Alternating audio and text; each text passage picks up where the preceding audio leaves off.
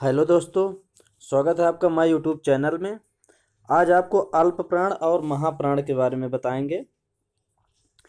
अल्प प्राण उच्चारण में वायु प्रक्षेप की दृष्टि से व्यंजनों के दो भेद होते हैं, एक अल्प प्राण, दूसरा महाप्राण। अब अल्प प्राण क्या होता है? जिनके उच्चारण में श्वास पूरा उससे अल्प मात्रा में निकले और जिनमें हकार जैसी ध्वनि नहीं होती है, उसे अल्प प्राण कहते हैं। प्रत्येक वर्ग का पहला, तीसरा और पांचवा, पहला, तीसरा और पांचवा, ये अल्प प्राण होते हैं। महाप्राण में क्या होता है? दूसरा और चौथा, ये महाप्राण होते हैं। अल्प प्राण में अंतस्थ व्यंजन या, रा, ला और वा अंतस्थ व्यंजन अल्प प्राण में आते हैं। और महाप्राण में ऊष्म व्यंजन, ऊष्म वे होते हैं दोस्तों जिनमें ऊष्मा निकले, जैसे तीनों सा, तालव्य सा, मूर्धन्य सा और दंत सा, साथ में हा, ये ऊष्म व्यंजन होते हैं। ये महाप्राण के अंतर्गत आते हैं। साफ सा जाहिर है, महाप्राण अर्थात महा, अल्प प्राण छोटा, यानी या ये हवा तो निकलती नहीं है, तो या, रा, ला, वा, ये अल्प प्राण हो गए। महाप्राण ऊष्मा बहुत तेजी से निकलती है, तो ये महा हो गया। जैसे कूक मंडूक नहीं होता है, जो कुएं के अंदर होगा, चुपचाप होगा, वो छोटा हुआ। और जो सारा संसार घूमा है, वो तो भी महा हो गया, उसके बहुत में गिनती है। तो ऐसे ही, वैसे सरल तरीके में आपको बता दूं, अल्प प्राण में दोस्तों जैसे आपके मामा जी हैं, मामा,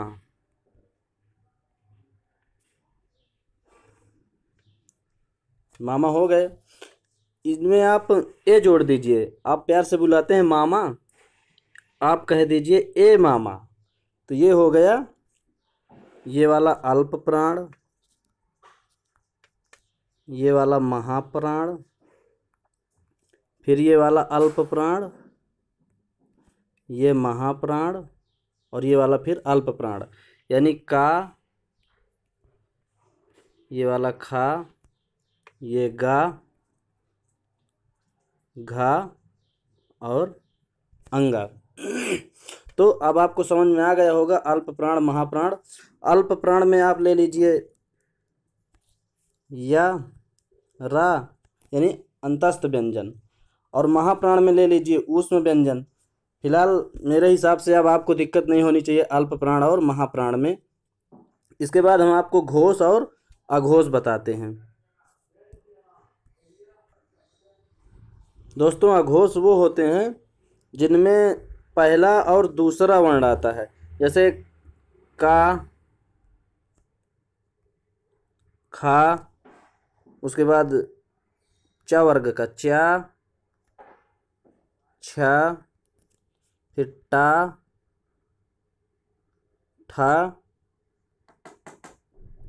ता,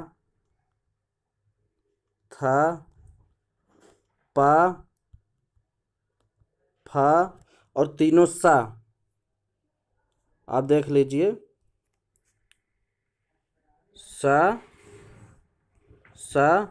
और ये वाला सा, तालव्य सा, मूर्धन्य सा और दंत सा, ये तीनों सा आते हैं, वो अघोष होते हैं। पहला दूसरा, अगर हम संक्षेप में कहें तो अघोष में पहला और दूसरा वर्ण आ जाता है और तीनों सा, ये अघोष होते हैं। अब देख लेते हैं घोष। घोष में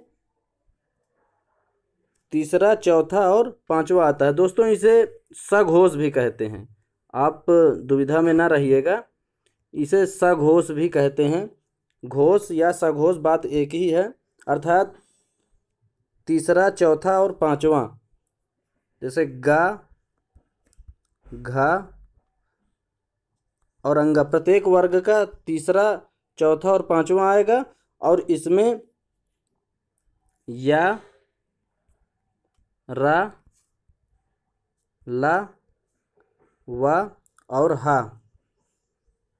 ये पांचों आते हैं साथ में। तो आपको समझ में आ गया होगा। आज बताए अल्प प्राण, महाप्राण, घोष और आघोष। मेरे हिसाब से इसमें कोई दिक्कत नहीं होनी चाहिए। जहाँ भी आपको प्रॉब्लम है आप कमेंट करके ज़रूर बताएं,